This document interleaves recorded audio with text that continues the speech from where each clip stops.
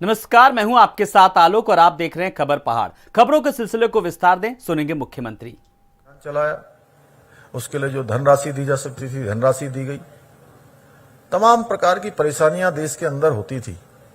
2014 से पहले हम कल्पना करें तो करोड़ों करोड़ों की संख्या में शौचालय के निर्माण का कार्य पूरा हुआ।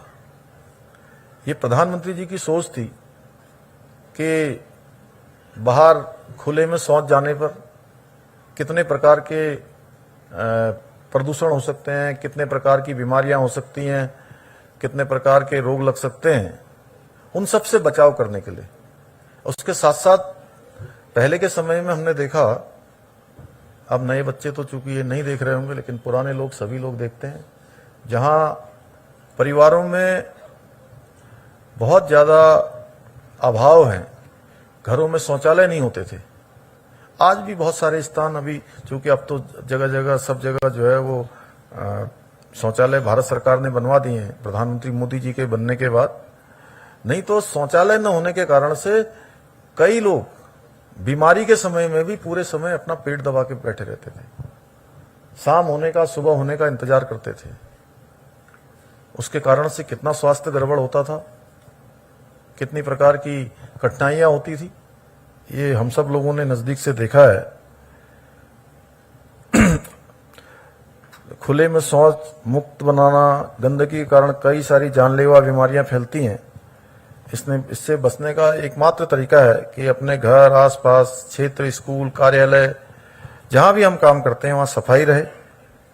उत्तराखंड राज्य के जनपद उधम सिंह नगर में विगत 2 वर्षों से डिटॉल बनेगा स्वस्थ इंडिया कार्यक्रम के तहत 346 विद्यालयों में स्वच्छता शिक्षा कार्यक्रम चलाए जा रहे हैं, जिसके कारण से एक स्वच्छ मन, स्वच्छ तन, स्वच्छ वातावरण और शिक्षा ग्रहण करने के साथ ही बच्चों में बीमारियों की कमी तथा स्कूलों में उनकी उपस्थिति में भी वृद्धि हो रही है।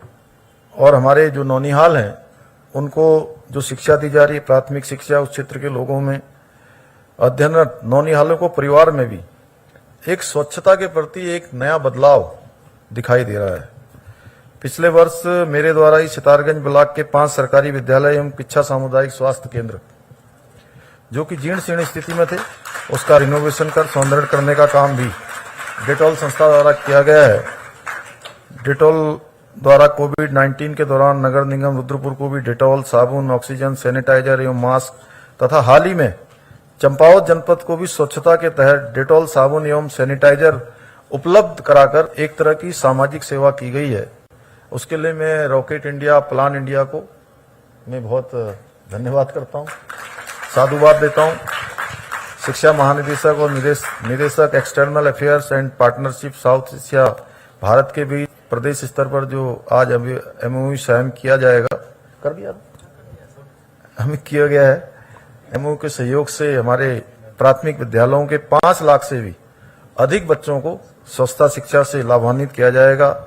हाइजीन करिकुलम जैसे स्कूल दर स्कूल बढ़ता जाएगा, वैसे वैसे बच्चों में हाथ धोने, ज्ञान में सुधार, हाथ धोने के अभ्यास में वृद्धि के फलस्वरूप डायरिया जैसी बीमारी की प्रतिशतता में भी कमी के साथ ही स्कूल की अनुपस्थिति में भी निश्चित रूप से गिरावट आएगी।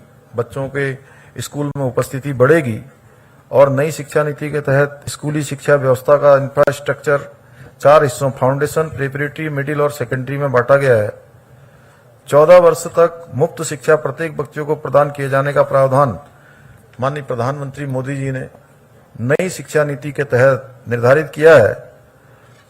इसके साथ साथ ग्लोबल सिटीजन बनने के साथ अपनी सभ्यता से जोड़े रखने, अपने पैशन को फॉलो करने, how to think, focus, multiple entry तथा एग्जिट की सुविधा सहित अनेकों चीजों का इसमें प्रावधान किया गया है।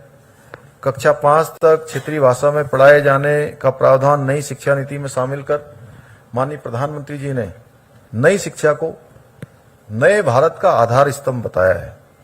उत्तराखंड के प्राथमिक विद्यालयों के बच्चों में हाइजीन के स्तर पर बृहद सकारात्मक बदलाव हो, अच्छा वातावरण मिले, अच्छी शिक्षा मिले, इस हेतु सरकार भी संस्थाओं के साथ पूर्ण सहयोग के साथ कार्य कर रही है। और मैं ऐसा मानता हूं कि जितने भी हमारे इस प्रकार की हमारी संस्थाएं हैं, उन संस्थाओं का बहुत बड़ा सहयोग हम लोगों ने पिछले दिनों जब कोरोना महामारी आई थी तो देश के अंदर ऐसे अनगिनत हाथ आगे आए लोगों की मदद करने के लिए। और सरकार देखिए एक व्यवस्था है, सब कुछ सरकार नहीं कर सकती है। जब तक कि समाज का सहयोग न हो, सामाजिक संस्थाओं का सहयोग न हो, इस प्रकार के हमारे संस्थानों का सहयोग न हो, जब सबका सहयोग मिलता है तो निश्चित रूप से उसमें समग्रता आती है, समग्र बन जाता है। और समग्र जब कोई चीज बन जाती है तो फिर वो आसान हो जाती है। कोई भी रास्ता अकेले चलना कठिन होता है, लेकिन जब उस रास्ते में चलने वालों की संख्या बहुत अधिक हो जाती है तो पता नहीं लगता है कि रास्ता कब कट गया, कब मंजिल पास आ गई। तो इसलिए मैं आप सबका धन्यवाद करता हूं और साथ में आप सबसे यह भी अनुरोध करता हूं कि मैं जिन कार्यक्रमों में भी जाता हूं उन कार्यक्रमों में एक अनुरोध जरूर करता हूं कि 2025 में जब हम राज्य की स्थापना का 25वां स्थापना दिवस मनाएंगे, रजत जयंती वर्ष मनाएंगे, तो निश्चित रूप से चाहे रॉकेट हो, चाहे हमारी डिटोल संस्था हो, इन संस्थाओं से भी अनुरोध करूंगा कि 2025 के लिए भी, जैसे आज माननीय प्रधानमंत्री जी के नेतृत्व में हमने आजादी का अमृत महोत्सव मनाया और अब हम अमृत काल में प्रवेश कर गए हैं, इस अमृत काल में ही उत्तराखंड की स्थापना का रजत जयंती वर्ष भी आएगा। उस रजत जयंती वर्ष को मनाने के लिए भी आपकी तरफ से भी कोई न कोई ऐसा कार्यक्रम जरूर होना चाहिए जो हम लोग कहें, भटनागर जी, आसिफ जी, कि हमारे रॉकेट इंडिया ने, हमारे प्लान इंडिया ने और हमारे डिटोल ने, इन लोगों ने मिलकर एक ऐसा कार्यक्रम किया है जिसको हम कहें पूरे देश में, देखिए उत्तराखंड के अंदर ये बेस्ट प्रैक्टिस के रूप में जाना जाए, देश के अंदर बेस्ट प्रैक्टिस के रूप में जाना जाए।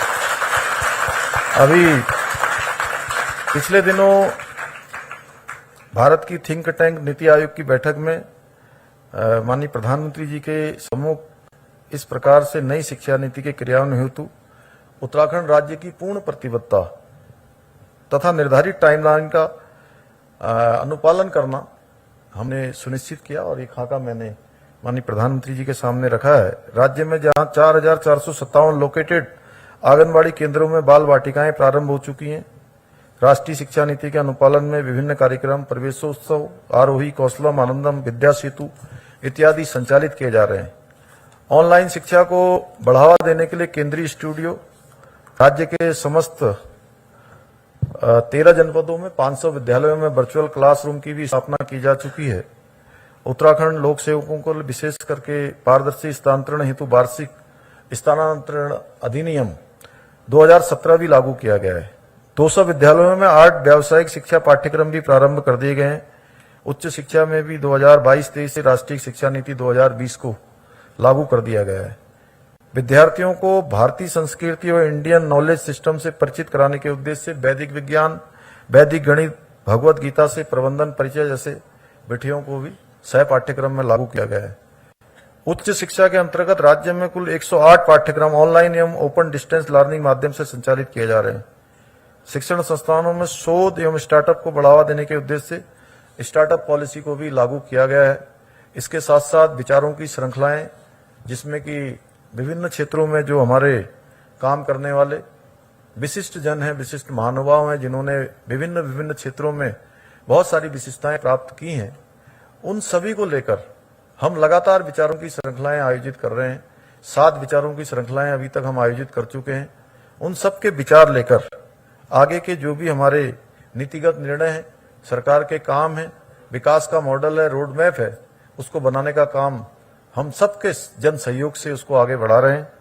तो आज के इस अवसर पर मैं आप सबका बहुत धन्यवाद करते हुए कि आप सब लोगों ने एक नई पहल शुरू की है, जिसको आगे बढ़ाने का काम आप सबके माध्यम से हो रहा है। पुनः मैं आप सबका धन्यवाद करते हुए और आगे शुभकामनाएं देते हुए, और विद्यालय के जो हमारे नौनिहाल आए हैं, जिन्होंने अमृत काल में विशेष रूप से जिनकी प्रभावी भूमिका होने वाली है, जिनकी उपस्थिति से ही अमृत काल हमारा अमृत भारत को पिलाने वाला है, उन सब नौनिहालों को मैं अपनी तरफ से बहुत शुभकामनाएं देता हूं, बहुत बधाई देता हूं, बहुत बहुत धन्यवाद।